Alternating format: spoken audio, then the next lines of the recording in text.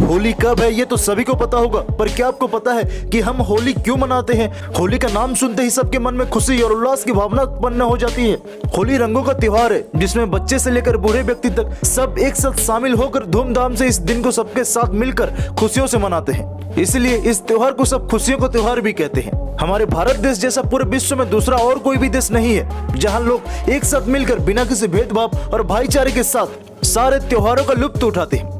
ये त्योहार हिंदुओं का प्रमुख और प्रचलित त्योहार है, लेकिन फिर भी इस त्योहार को हर जगह हर धर्म के लोग एक साथ मिलकर प्रेम से मनाते हैं, जिसके वजह से ये त्योहार एक दूसरे के प्रति स्नेह बढ़ाती है और एक दूसरे को अति निकट भी लाती है। हमारे देश में जितने भी त्योहार मनाए जाते हैं उन सब के पीछे एक पौराणिक और सच्ची कथा छिपी हुई होती है। ठीक उसी तरह होली में रंगों के साथ खेलने के पीछे भी बहुत सी कहानियां हैं। आज मैं आपको इस वीडियो में उसी के बारे में बताऊंगा कि आखिर हम होली क्यों मनाते हैं। इसलिए मैं आपसे तहे दिल से रिक्वेस्ट करता हूं कि वीडियो को पूरे अंत तक जरूर देखिएगा, तभी आपको सही तरीके से समझ आएगा कि आखिर लोग होली क्यों मनाते हैं और होली में आखिर रंग का इस्तेमाल ही क्यों करते हैं। होली के इस त्योहार से अनेकों पौराणिक कहानियां जुड़ी हुई हैं, जिनमें से सबसे प्रचलित कहानी है प्रहलाद और उनकी भक्ति की। माना जाता है कि प्राचीन काल में हिरण्यकश्यप नाम का एक बलशाली असुर हुआ करता था, जिसे ब्रह्मदेव द्वारा वरदान मिला था कि उसे कोई इंसान या कोई जानवर नहीं मार सकता, ना ही किसी अस्त्र या शस्त्र से, न घर के बाहर या न घर के अंदर, ना ही दिन में और ना ही रात में, और ना ही धरती में और ना ही आकाश में। हिरण्यकश्यप के पास इस असीम शक्ति होने की वजह से वो घमंडी हो गया था और भगवान की बजाय वो खुद को ही भगवान समझने लगा था।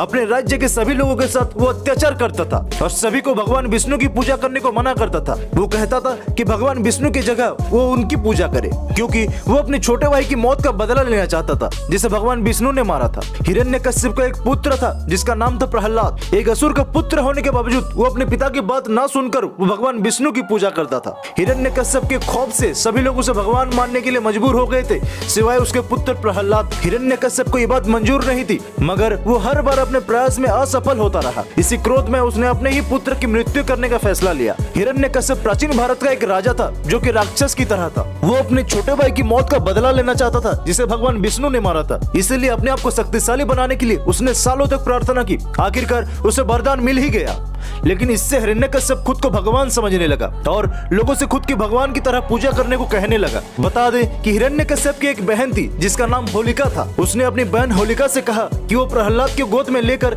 आग में बैठ जाए, क्योंकि होलिका आग में नहीं जल सकती थी। उनकी योजना प्रहलाद को जलाने की थी, लेकिन उनकी योजना सफल नहीं हो सकी क्योंकि प्रहलाद सारे समय भगवान विष्णु का नाम लेता रहा और वो बच गया, पर होलिका जलकर राख हो गई। होलिका की यह हार बुराई का नष्ट होने का प्रतीक है। इसके बाद भगवान विष्णु ने हिरण्यकश्यप का वध कर दिया। इसलिए होली का त्योहार होलिका की मौत की कहानी से जुड़ा हुआ है। इसके चलते भारत के कुछ राज्यों में होली से एक दिन पहले बुराई के अंत के प्रतीक के तौर पर होलिका जलाई जाती है।